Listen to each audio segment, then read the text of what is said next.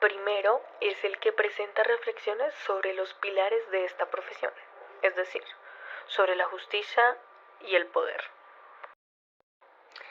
La segunda es una perspectiva analítica de la libertad de expresión de la que gozan los autores. También trata la historia jurídica de la censura y las demandas que surgieron a propósito de obras que fueron consideradas escandalosas. Esto, de acuerdo a lo que también nos plantea Voltaire, en varios de sus escritos. Él consideraba, al ser un ente de la Ilustración, él consideraba muy importante la libertad de pensamiento, la justicia y la... Y la tercera es la que permite estudiar el estilo de los abogados, no solo en su oratoria, sino cómo expresan sus tesis jurídicas a través de los memoriales o decisiones judiciales. Por esto es importante la relación entre sí del derecho y la literatura. A partir de estas tres dimensiones había un literato de la corte que las apoyaba, y aunque no era diplomático y se retiró de su carrera de derecho, se caracterizaba por ser crítico y revolucionario de pensamiento, no solo por ser partícipe de la Revolución Francesa, sino por todos aquellos aportes que hizo a la tolerancia, a la justicia y sobre todo a la libertad de pensamiento.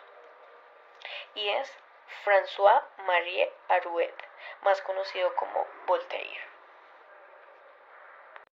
Este personaje, aunque tuvo una vida errante y fue encarcelado y exiliado en diversas ocasiones a causa de sus críticas hacia la nobleza y el Estado, los gobernantes y la Iglesia, veía la necesidad de la existencia de un contrato social entre gobernantes y gobernadores, por lo que también prevé que el derecho y la literatura siempre deben ir de la mano.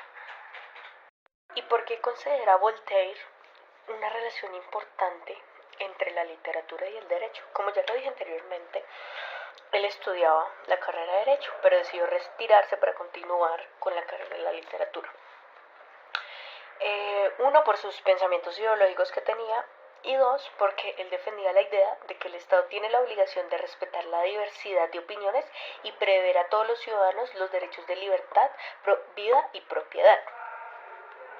Considerando así que por medio de la literatura, no solo al fomentar un Estado y a tener unas leyes bien fundamentadas y conformadas con buenas bases, iba a lograr dar su aporte o dar a conocer esa idea de pensamiento que tenía para ese momento.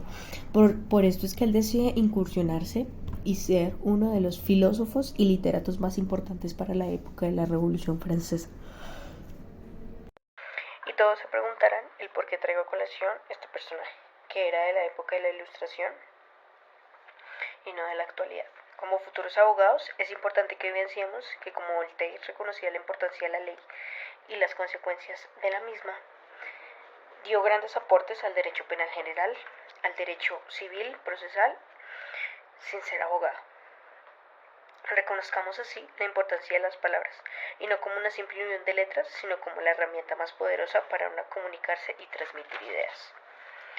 Razones por las cuales Voltaire decide seguir por el camino de la literatura para poder transmitir sus pensamientos e ideologías con respecto de las normas al Estado, la jurisprudencia, que para ese entonces era absolutista, que había en dicho momento no era de su agrado y nunca estuvo de acuerdo.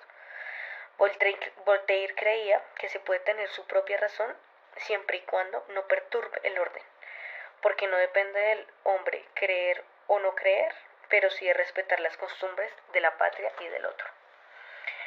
Por lo que es así que consideraba que al momento de elegir una disciplina o un nivel formativo dependía solamente y llanamente de las habilidades individuales que cada ser humano tenía, ya que podemos ser libres de pensamiento, pero sin alterar el orden social y desestabilizar al otro.